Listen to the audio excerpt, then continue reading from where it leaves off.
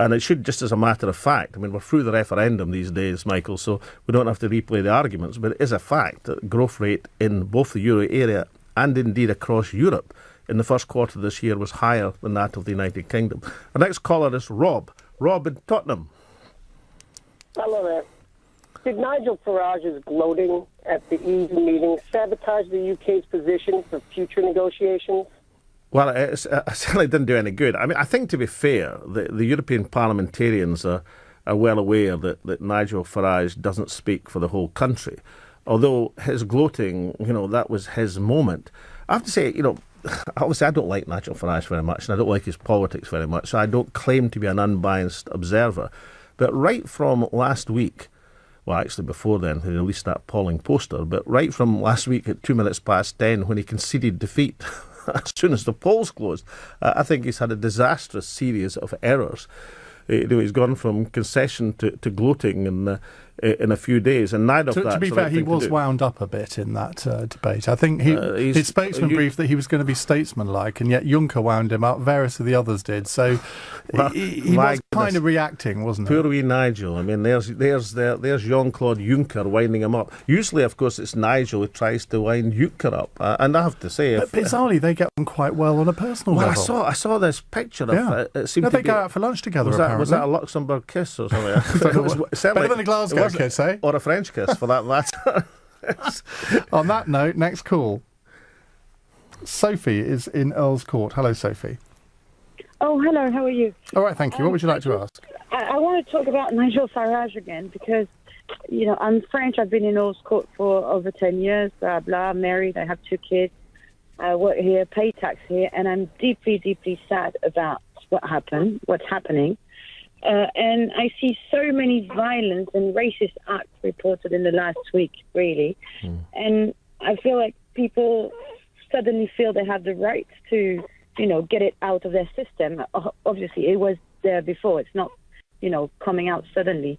And I'm just wondering who should be responsible for it. Is it UKIP and their campaign? Is it Nigel Farage himself? I mean, what do you think? I think there is a level of responsibility for the way campaigns are conducted. Now, obviously, a bad campaign, a racist campaign, or a single racist poster doesn't either use or explain the upsurge in racist incidents that we've seen.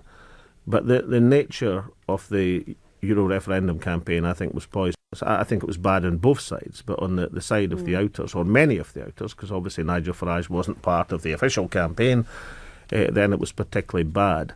I hope that all people, all sensible people, all human beings are united in calling for an end to racist attacks.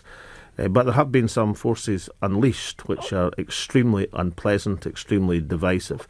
And I'd like to, David Cameron today was saying, look, everybody must feel welcome and part of the community. Nicola Sturgeon's given superb leadership on this very point.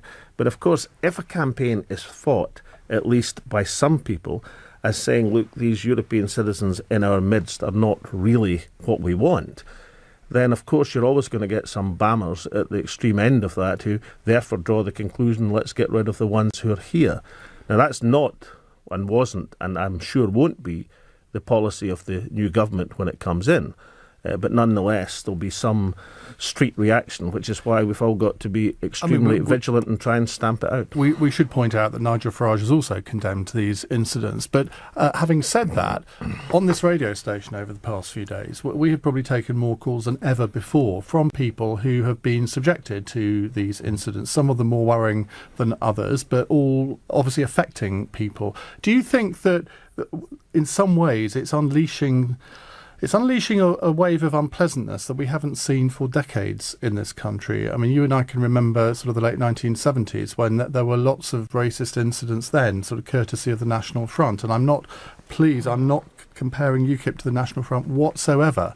But there are too many of these incidents for them all to be coincidences. Yeah, I mean, I think that's a very fair point. But incidentally, I don't think UKIP's going to benefit from this. I mean, it's just a straw in the wind, but I was on a discussion show on Sunday night with an audience which was in Birmingham, which was balanced 50-50 between Remain and Leave, effectively just like Birmingham and just like the country.